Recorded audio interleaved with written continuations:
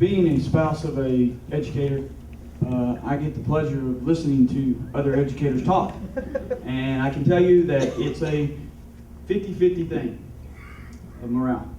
Depending on what campus they're on, depending on the leadership on that campus, and depending on what issues they're facing at that particular time, the morale will be up or down.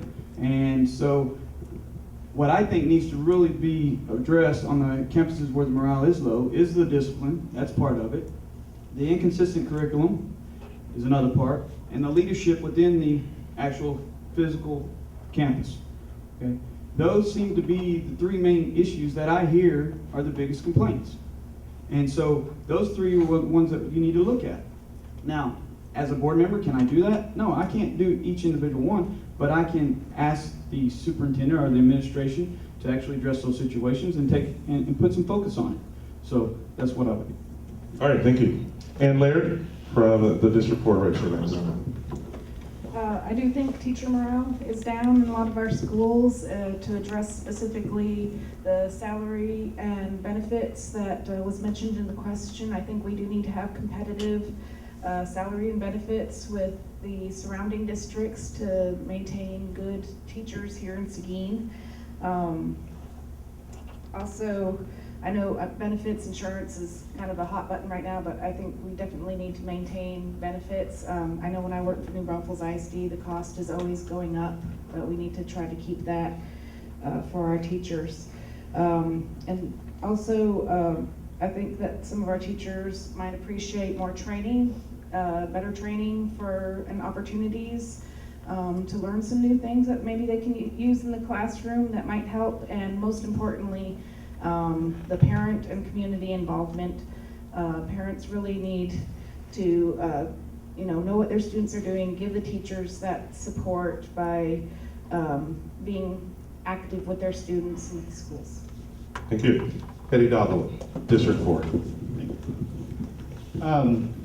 Morale in any workplace is always going to be an issue. You can't make everybody happy all of the time. And as an employer as big as Seguin ISD is, you're going to have some gripes. You're going to have to listen to gripes. But you're going to have to pay attention to those gripes. You have to hear what these teachers are saying, and maybe teachers, and maybe other staff that work for the school district as well. But you have to see if those gripes or their complaints, if they're consistent. If there is consistency in the complaints or the gripes, then you have to get to the root of the problem. You've got to offer a consistent work environment to every school, to every campus, to every employee within the district. That's what I believe. Now, I don't know how much time I have. I don't understand the science pub.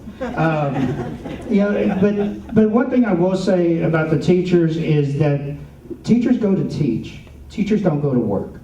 And I was on a school council that had to deal with personnel, with teachers and coaches and all that good stuff. And every single teacher I ran into, of course they had, the hours are long. They're not as rewarding as other jobs, but they love to teach. And that's what we got to make sure they're doing. They're given the ability to teach, not to work.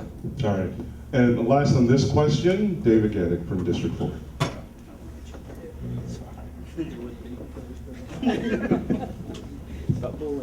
Okay, without going to any single issue on discipline or whatever single issue might be the problem with a teacher, morale is usually based on where their person feels respected and valued.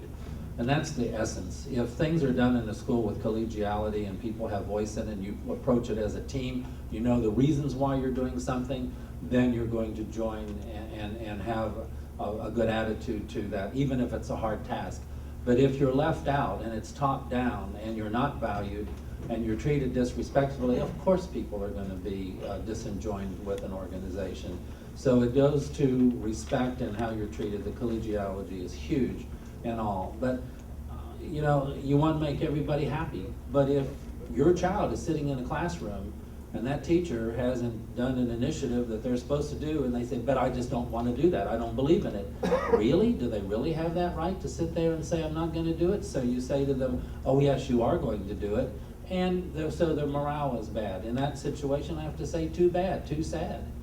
But, but I'm not going to dwell on the single teacher. I'm going to say, overall as an organization, do we value our people? Do we give them tools they need to teach and to reduce that frustration?